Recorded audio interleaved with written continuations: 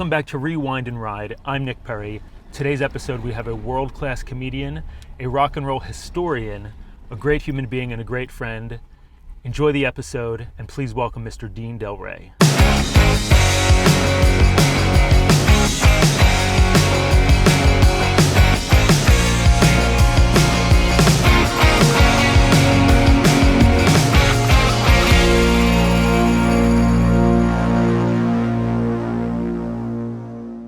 Dean Delray. Yeah. What's up, buddy? Dude, thank you for doing this, man. Absolutely. Welcome to Rewind and Ride. 84 Trans Am. So I graduated in 1984. Actually didn't graduate, but this was the car in the parking lot that everybody wanted.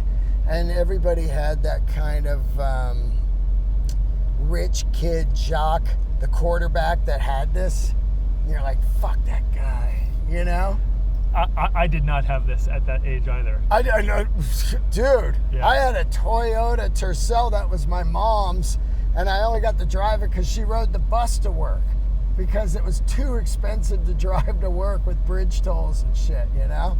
Just that era of Trans Am, Pontiac Firebird, and still Bill Burr and I daily send photos back and forth. There's a guy in Florida that does Trans Ams.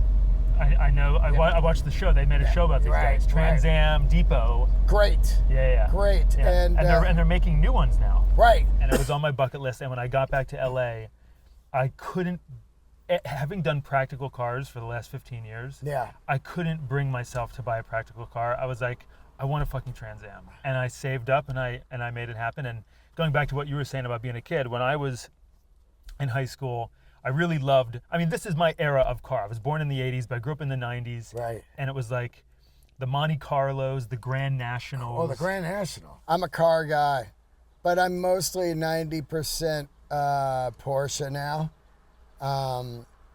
Just because, I grew up in the era of just, my sixth grade teacher had a 78 Targa. Wow. And root beer brown. Oh, cool. And she gave us a ride home one day, me and my buddy Jimmy Barchi, and the smell of the interior I've never forgotten. And the sound of the motor and everything, I go, oh God, I love it. Dude, isn't that amazing? It's those seminal moments that you don't even realize they're happening when you're at a certain age. Yeah. They stick with you your whole life. Oh, it's insane. Like my aunt was like the black sheep of the family. She had this generation, they call it the third gen Camaro. So it came off the line with the Firebirds and Camaros came off the same line. Yeah, of course. Yeah, GM. Yeah. So it was a white Camaro, this same era, tape deck. And she would pick up my sister and I on Saturdays. My parents were at work. Windows down. Yeah. Pearl Jam. Yeah. AC/DC, Bruce Springsteen. Yeah. And she turned me on to, she's the reason why I'm here. But it's like being in the car with her, and I remember the way that Camaro smelled, same thing. It's like, you created these memories, and when I got in this car, it's like you can't separate the nostalgic element here. It's like it does something to your body where you feel endorphins. Yeah, like in this car, like I just feel good. Like this is like my shield. This thing. It's like out here, everything could be fucking melting down. Yeah. But in here, this is my vibe. Well, people always talk about if there's a time machine.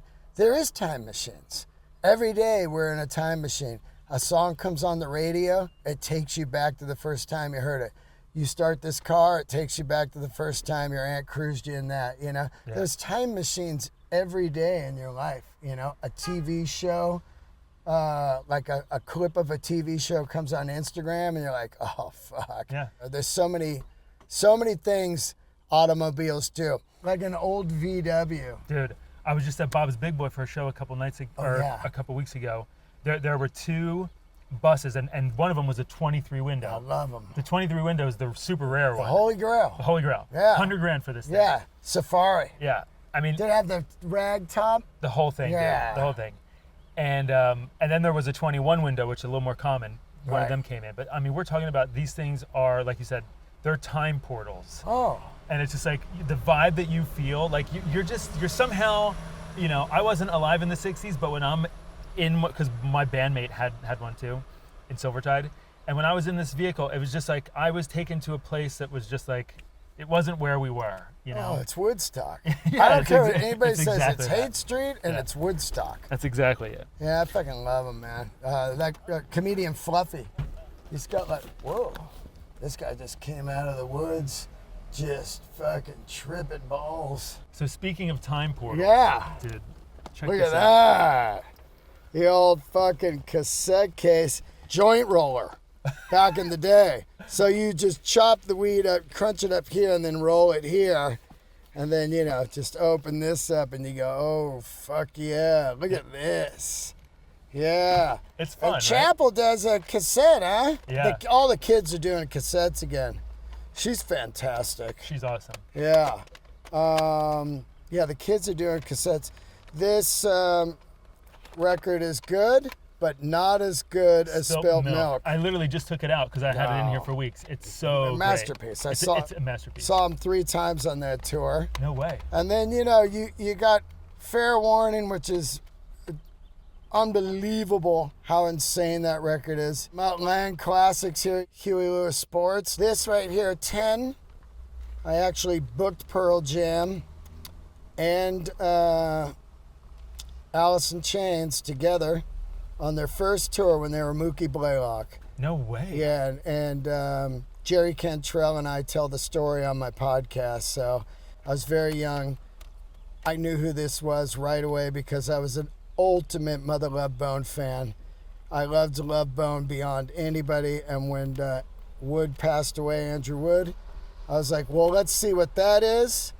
And it turned into this. This is a great record. But Dude, this is the first rock and roll record I ever had. wow. It changed my entire life. Yeah, and you know, to me it's good, but Versus is a masterpiece to me. I agree with that. That's my favorite. It's unreal. favorite. Now this is probably between this and Louder Than Love. These are the holy grail Seattle records to me. I think Soundgarden, Louder Than Love, and this record here, I will never ever get sick of them. I think that record is as close to a perfect record, Yeah. you know, as all our all-time favorite records are. You know what I mean? It's front to back. It has everything that you would want. It's filled with fucking attitude. The songs are great. The production is great. It's the whole thing. It's amazing because the first album's great. Then my buddy slips me this, and I was like, what is this? What is this? I mean, it was just so far ahead of what they did. And Cantrell and Lane, you know, and then I went to the Rip Party and they played. It was like Seattle.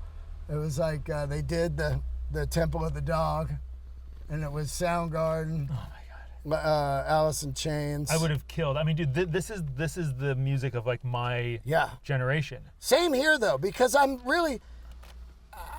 turned on to music so young that of course I'm AC/DC, Ted Nugent, Van Halen, and then GNR. But when this comes, it really feels like my music. See, what's interesting about that is not everybody feels the same way, because I have friends who were super into the 80s thing and they hated this when it came out. Yeah.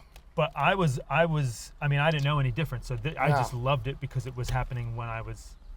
But it's cool that you heard it and you were like, no, this is the shit. Well, there was so much bad music in the 80s that, of course, I loved GNR, but I loved fucking Jane's Addiction. And I saw Jane's Addiction on Nothing Shocking tour, and I was like, I can't oh, imagine this that. is our Zeppelin. Yeah. This was definitely our Zeppelin. It was fucking radical.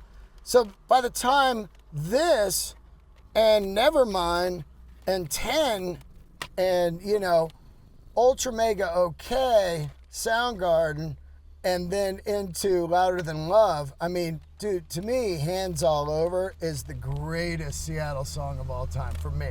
For me, it's like, I mean, obviously in this era, you have Eddie Vedder, who's incredible. Yeah. You have Chris Cornell, who's, you know, once in a lifetime voice. Yeah.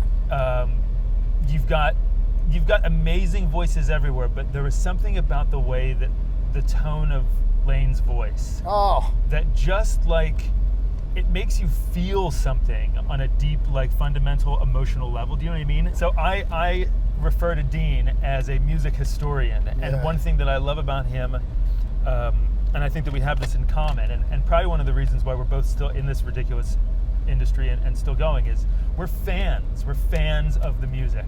Oh God. And it's like, I think that's one of the things that's kept me going, is because I'm still a fan, and I've never lost touch of that thing.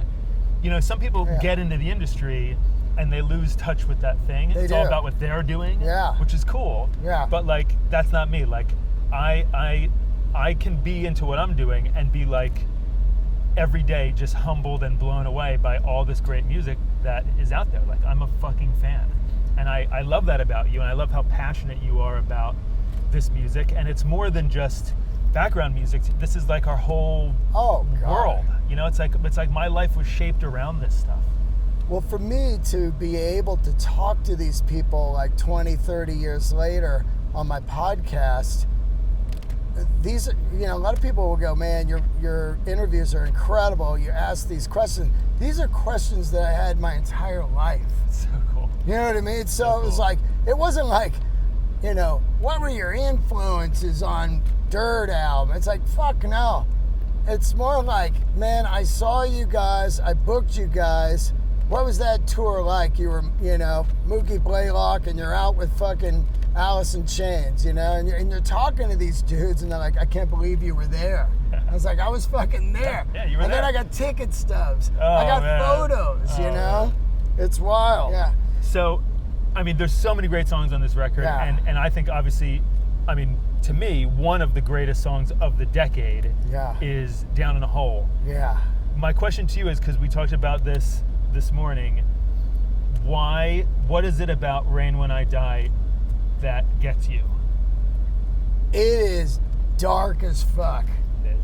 That's what it is. The darker for me, the better, you know? And when that comes on, it's real dirgy. Yeah. And it's really Jerry's, you know. Yeah, and it like gets that into cool. that. Yeah, and then, you know, when the singing comes on, it's everything to me. And then the fade out, fade in. I know. You're like, what? Yeah. You know? Fade out, fade back in. Yeah, and then the chorus is just so fucking insane. It's just so unique, and that chorus always made me go like, fuck yeah, Lane is a legend. Listen to the bass tone. The bass tone's incredible. I know.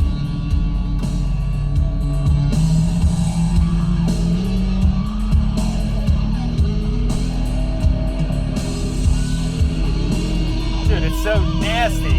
Oh. It's drugs. It just feels like drugs. I love it.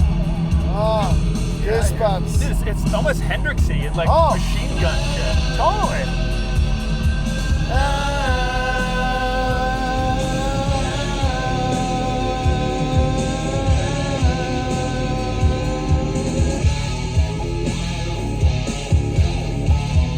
Dude, let's drive. Let's do it.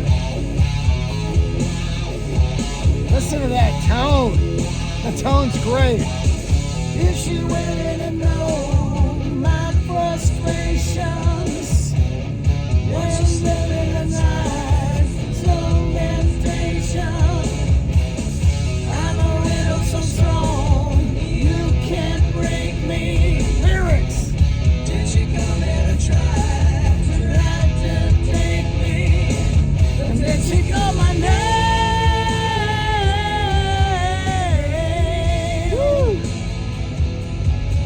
It's gonna rain.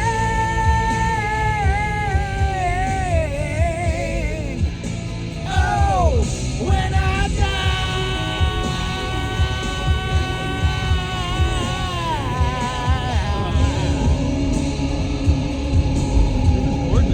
Oh, it's great, right? And then this part. Woo!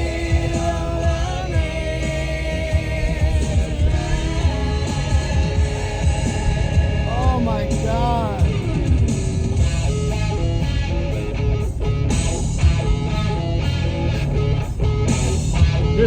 you.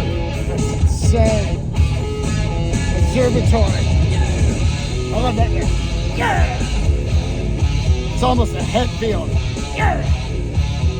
Pop coming up on the left.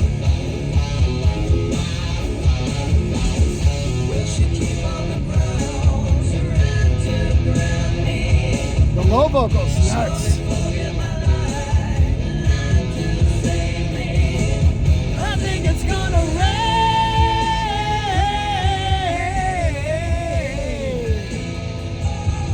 when I die.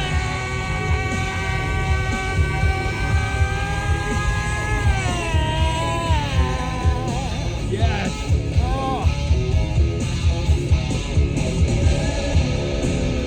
Dude, the guitar.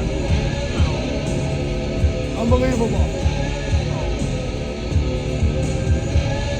Three-piece band.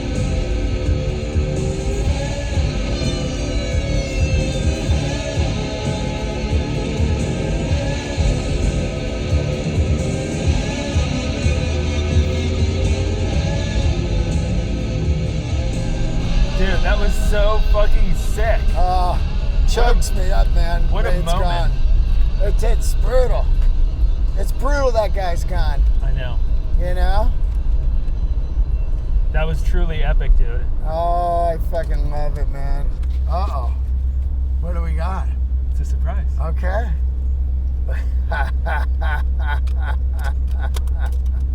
A white cassette, unmarked. My album on cassette. Did you record the whole thing? No, I didn't do the whole thing. Oh, just this one. Wow. This is the closing song of my special that just came out. I know. Yeah. I know. Yeah. I love this song and I love this album. Oh, thank you, man. I worked my ass off on this, man. That's so cool. You have that. I have questions for you. Let's listen to it first, and then I'll ask you some questions. Amazing.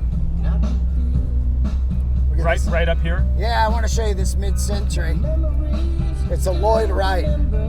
Dude, your voice is so good. Oh man, I can't believe you have this on cassette. I can tell you, she said the pain never goes away. Oh, good now. There's a man Go straight, we'll turn on the around. highway, rolling sideways, all alone. There's a man on the highway, rolling sideways, all alone. No, all alone. Oh, yeah. David Emmergluck on guitar, Counting Crows. It's so good. Yeah, he kills it.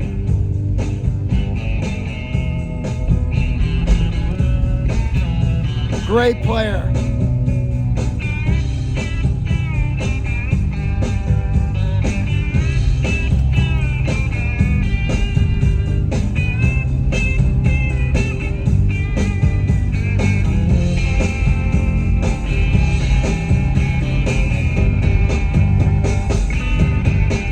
There's a man on the highway, rolling sideways, all alone. There's a man on the highway, rolling sideways, all alone. There's a man on the highway, rolling sideways, all alone. There's a man on the highway, rolling sideways, all alone, all alone. Yeah. We have to talk about this because Dean just released an absolutely incredible comedy special. It's on YouTube. Everybody who's watching this right now, go watch his special. It is incredible, and I really mean it. And when I wrote you the other night and I told you it was masterful, I really meant that, man. I've I've been watching your stuff for years, and it's just ace, dude. It is ace all the way through, and you're crushing. You're crushing, and the continuity of it, the wraparounds. There it is. Oh, there it is. dude. There it is. Oh, Goosebumps right there. Look at that thing. It's a Lloyd Wright right there. Look at this. We're on Black Oak Drive and Live Oak, and it's right at the corner of Griffith Park, and it's an absolute masterpiece of architecture. And I never even knew it was here. And one day Bill Burr showed me this secret route that beat the traffic. It's in the corner of Griffith Park, so it's nothing but just silence and beauty, and it's jaw-dropping awe is what it is. And it's funny because you're talking about my special, and this would be like an influence of the special. When Marcus Price, the director, and I were talking about making something, you know, I was like, how can we make like an Apocalypse Now? How can we make something that, you know, looks like film? How can we not look like everything that's out? And stuff like this is the inspiration. As like, oh, what a douche this guy's saying. But no, man, it's true. If you're gonna put something out in the world like that record, you know, I try to get to the high water mark at the time, which was Wilco being there and Tom Petty Wildflowers, and the Wallflowers, you know, bringing down the horse record. So those were my high water marks. And then, you know, with comedy, it was just like, how can we make something that is just kick ass? And that cave that we filmed it in Tennessee, the caverns, it provided the insanity. I mean, that's one of the coolest venues I've ever seen. It's unbelievable.